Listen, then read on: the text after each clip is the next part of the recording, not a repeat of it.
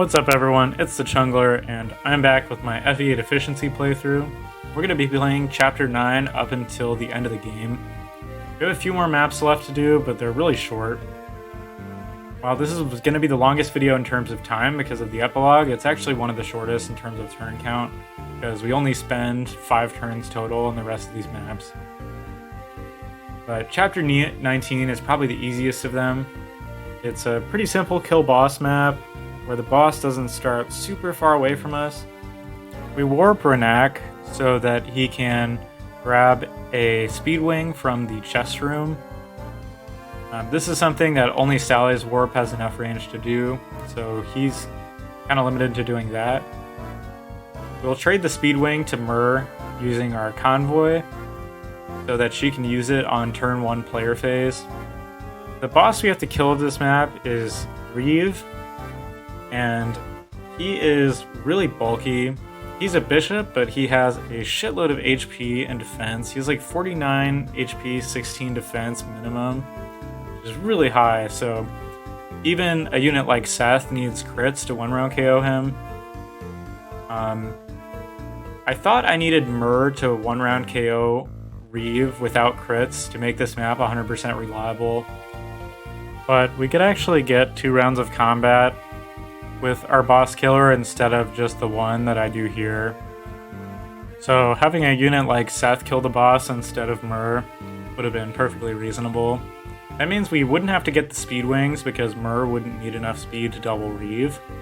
And that would actually allow Myrrh to get more EXP because she would be able to kill 2 promoted generals and a promoted druid, which would be more than just the boss kill. We would just have to use Torch with Sally to illuminate Reeve and get us an extra round of combat with him instead of warping Renak over to get the speed wings. And we would just use our second warp on Myrrh to get her closer to the enemies she wants to kill for EXP. But I still think killing Reeve with Myrrh is pretty funny, so probably would have done it anyway because my Myrrh is a bit over leveled. And the rest of our units, besides our staffers, are kind of just deployed to rescue any staffers that might be in danger of dying, like Artur, for example, who had to use rescue on Myrrh turn 1. That's our second rescue use, so we only have one more left of that, because our last turn is going to warp. To get a guaranteed clean 1-round KO on Reeve, Myrrh needs 43 attack, which is 12 strength procs, and 16 speed, which is 9 speed procs with the speed wing. So this isn't really a reliable boss kill. I was just planning on 2-turning the map if Myrrh didn't have enough stats to 1-round KO Reeve, but like I said, can just illuminate Reeve on turn 1 and have a unit like Seth kill him anyway, so it wouldn't really have made a difference. And as the current carnage on our screen wraps up, that is Chapter 19 completed in 1 turn. We're going to get some items at the end of this chapter here. An Aura Tome from Reeve, 2 of the Sacred Twins, the Light Tome and the Stave. We're also going to get 10,000 gold and a Light Brand for saving all of the green unit knights. None of these items are going to be useful except for Latona, which is actually going to be really nice for the last few maps because all 3 of these bosses hit really hard, so it's pretty nice to have a Latona and make sure anyone's topped off when they're about to do a round of combat with them. Chapter 20 is another kind of warp skip map, but it's made a lot more interesting and a lot more challenging by some geographic formations that are preventing us from just running over to the boss. There's some mountain ranges near our starting position, as well as kind of like a forested lake that prevents our foot units from running up to the throne. So Myrrh's flying is going to be pretty useful here, as well as the rest of our flying brigade. We're actually going to make use of all of our flyers on this map. And when I say all of our flyers, I mean all of our flyers. But yeah, so Sally's warp is going to be really nice here because he's able to warp Myrrh on turn 1 in a position where she can get a good amount of EXP. as well as be able to reach the boss on turn 2. Vanessa is picking up Sally so that he can be dropped a little bit closer to the throne, because he's going to need to warp Erica on turn 2 so that she can seize. He's also going to be a part of our kind of wall that we're going to make with some of our units near these whites, because we're going to need to put some relatively squishy units here, so we don't want any of them getting ganged up on by more than one of these guys. There's also some gargoyles that can be in range of some of our units. Cyrene, Tana, and Artur in particular are kind of at risk of dying if they get hit too much. So we want to make sure we don't have any chance of death here.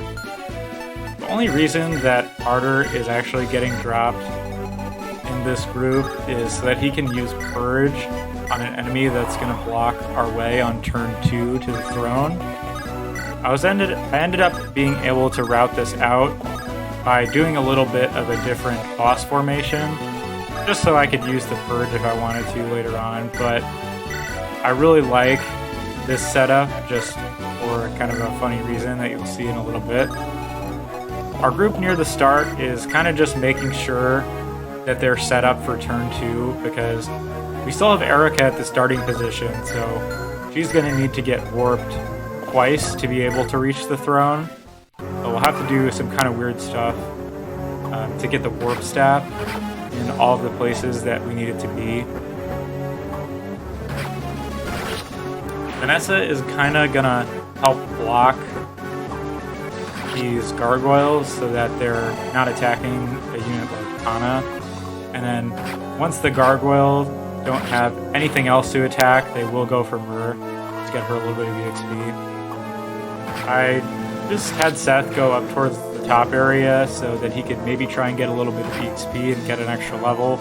It didn't end up working out, but just in case, because he does have some helpful benchmarks that he can hit for a later map, and he's not really busy doing anything here, so might as well. Myrrh is going to get a few kills near the top here, but she's going to get attacked at 2 range by these moguls, and they're actually pretty smart. They're kind of like the priests in chapter 16, where they kind of prioritize blocking the throne and the boss, which is pretty cool. But since these moguls attacked Myrrh at 2 range, Reeve has no choice but to suicide at 1 range. So Myrrh is actually going to get 2 Reeve kills in this playthrough. And that's why I actually wanted to drop Artur so he could purge one of these eyeballs out of the way so that Myrrh could get a Reeve kill, which I thought would be fun. That variation of Reeve, you really have no reason to kill, because he just kind of sits near the boss. He doesn't really block your way at all unless you get in his range. So most playthroughs, obviously have no reason to aggro him. I thought it was fun. We're both aggroing Reeve and we're gonna kill him. But yeah, so we kind of have a problem. The warp staff is near the starting area, and Mulder needs to use it to warp Erica closer to the seize point so that Sally can warp her. But now the warp staff is on the right side, and we need it on the left side. And we only have a Phantom as our only flyer here. And since we can't trade items to Phantoms, we're going to have to do something kind of weird to get the warp staff over to our left group. And Mantis, a user on the Fire Emblem Efficiency Discord, was in a call with some other people while I was working on this map, and he actually thought of the idea to give a unit, in this case Ephraim, to the Phantom. The Phantom then gives that unit to Cyrene, who then drops the unit who now has the warp staff to actually get it over there. So I thought that was a really clever little thing there. And so Cyrene will drop Ephraim next to Erica, so that close to Erica, so that Sally can take the warp staff, and she is able to seize. Now, for this boss kill, because our boss Morva pierces defense, Mur can't kill him on her own, even though she does 1-round KO him, because she will die on a counterattack. So we'll have to have another unit weaken the boss before Mur can kill him. So that unit will be Vanessa. Because she got 2 angelic robes this playthrough, she's actually able to survive a hit from Morva. And in this case, she actually crits him, but the plan was for her to not do that, obviously. Vanessa's HP for this is actually very reliable. She only needs like 5 HP procs, I think, throughout the entire playthrough to be able to do it. And Tana, who is right behind Vanessa, is going to be able to rescue her so that Mur can attack the boss at 1 range. But since Vanessa crit, we'll just have Mur take a different kill just to, keep getting her XP up. And now she has finally reached full killing potential, where she has reached all of the benchmarks she needs to for the rest of the game. And that's Seth just trying to get some EXP if he can. And yeah, Erica is in range to seize, and that is Chapter 20 completed in 2 turns. Now, this next map on the save screen says Final, but it's actually split up into 2 maps, but we only get 1 preps menu. So for this first map, we have to make our preps for both this one and the following one, because we don't get to change our deployment or trade any items around. So I have to make sure after this map is over, we're ready to go right into the next one. But this map is a boss kill map, but the boss is actually really strong. Leon has like 26 or 27 defense and has 55 magical attack, making him, like, in my opinion, the most threatening boss in the game just in terms of raw attack power, because 55 attack is going to do damage even to Mur after getting buried, which is kind of crazy. But for Mur to attack the boss on turn 1, Saleh is going to have to warp her first onto that little gap, and he will get danced by Tethys so he can warp her a second time. And that is one of the reasons that Saleh needed 20 magic, so that he had 10 warp range and could warp Mur directly in front of the boss, because otherwise she's kind of blocked by the rest of the enemies there. And this was definitely the most important reason we were training Mur, because even a unit like Seth has a really hard time killing Leon. He wouldn't really do too much damage, and the most important thing is he has a very high chance of death in the boss area, whereas Mur really doesn't have to worry about anything. I mean, she takes a lot of damage from Leon, but all of the other enemies over there do basically no damage to her. So that is this is also one of the reasons we wanted Latona for Molder, so that Mur could have 2 rounds of combat with the boss on player phase and enemy phase without dying. Our Mur would have survived anyway, but I got her kind of like an abnormal amount of EXP, and in a typical playthrough she probably would not be this high of a level. So she can potentially get 2-shot by Leon, and he has very good hit rates on her. I also just kind of rescue dropped Seth a little bit farther forward so he could get a little bit more EXP. Again, wasn't able to get a level out of it, but decided to just do it anyway, just to show how that might look. And so, like I said, this was one of the big reasons we were training Mur, mostly so that she could just survive, but also that she could 4-hit KO Leon without a crit. And she needs 18 attack to do so, which is a lot. And honestly, she probably won't get there, but you'd still want to train Mur a lot so that she could 4-hit KO Leon with a crit, which would be a pretty high chance at a 1 turn, and again, obviously the survival. The final map here is against the Demon King, and he's another really strong boss. Doesn't hit quite as hard as Leon, but he's really fast, so a unit like Mur isn't going to be able to double him. We actually only have one unit who's able to double him, which is Vanessa. But we are going to warp Myrrh on turn 1 so that she can do as much combat against him as she can, because she's our best unit against him. Does 45 damage out of his 120 HP, which is a fuckload. And even a less trained Myrrh would have no trouble being your best unit against this boss for sure. And another reason we kind of wanted Latona on Mulder so that Myrrh could have 2 rounds of combat with the boss. He also has the Hopeland Guard so that she doesn't face any crit, but we'll have to trade that away from her with Tethys so that our other units can use the Hopeland Guard who are going to be attacking. Seth, as if he wasn't blessed enough by the gods in this game, actually gets a deployment position right under Erica, which means he doesn't need any movement shenanigans to reach the boss on turn 1, and can actually attack from his right side, which leaves the front spot open for a different unit.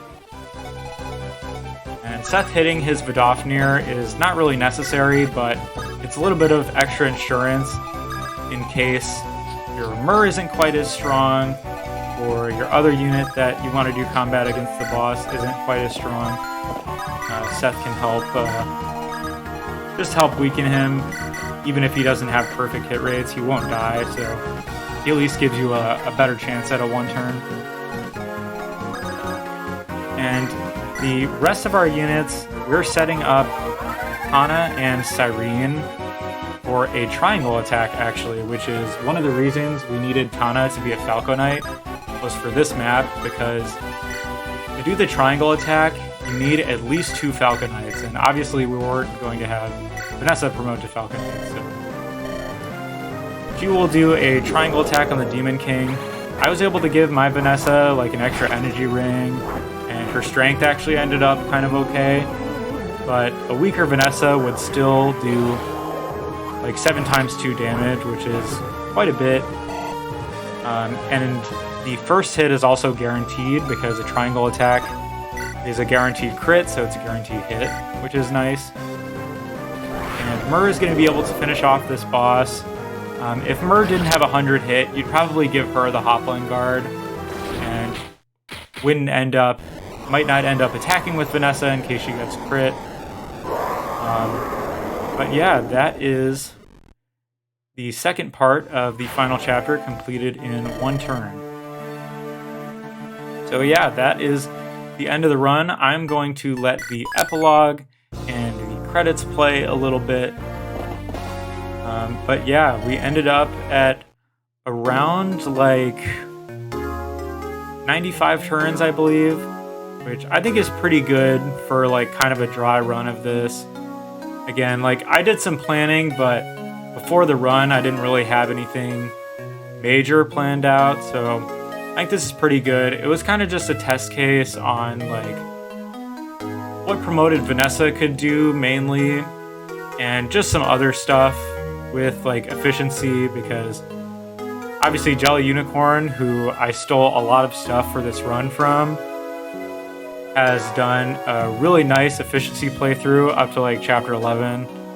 But I just kind of wanted to see how the late game would go, what's kind of reasonable, how much EXP you could get certain units like Saleh and Myrrh and Seth. Overall, it was really fun. And despite Seth being so dominant, it did make me appreciate a lot of the supporting cast around Seth. I actually had like a lot of fun with the mid-game from like chapter 9 to chapter 15, because I felt like there were a lot of maps where, you know, there were some route maps which allowed some of our other units that were not Seth to do some stuff. There's a pretty tough seas map in there in chapter 14. But yeah, I think this run definitely needs a lot of optimization. Some chapters in particular, I think a lot of the chapters up until Vanessa promotes, I'm probably going to go back to and try and revisit just to kind of see if there's anything to be improved upon there in regards to Vanessa's EXP, see if it's a little bit easier to get her to promotion. I got her to level 11, but a lot of people who have been trying out like promoted Vanessa strategies had a difficult time promoting her, which I definitely understand because she's very annoying to use, and she has so much other stuff that she kind of needs to do while trying to get EXP. So I still don't entirely know where I fall on the whole like, should you just leave Vanessa unpromoted and just don't worry about giving her EXP, or should you actually try and train her? But I also think I'm going to go back to chapter 16 and redo Mur's EXP, because I think I've thought of like a much better EXP route that allows you to do a one turn of chapter 17 and just overall make things more reliable. So that's definitely something I'm going to go back and try at some point. I don't know if I'm really interested in playing an Ephraim route because, I mean, I've heard it's really annoying, and from everything I can tell, it probably is. There's just even worse boss kills. Basically everything annoying about Eric route, but like ×2. You also don't get Saleh as a warper, which is really fucking annoying because having 10 range warp was really nice for like reliability reasons. And so here's kind of the unit records scrolling. So I'll let you take a look at those. Pretty funny that Seth ended up having 15 losses. Basically all of them were me trying to do a 2-turn of chapter 16. Because I had the movement for it, it was just, holy fuck, it was so unreliable. And yeah, I am going to sign off here, but thank you everyone for watching, and I will catch you next time. Bye.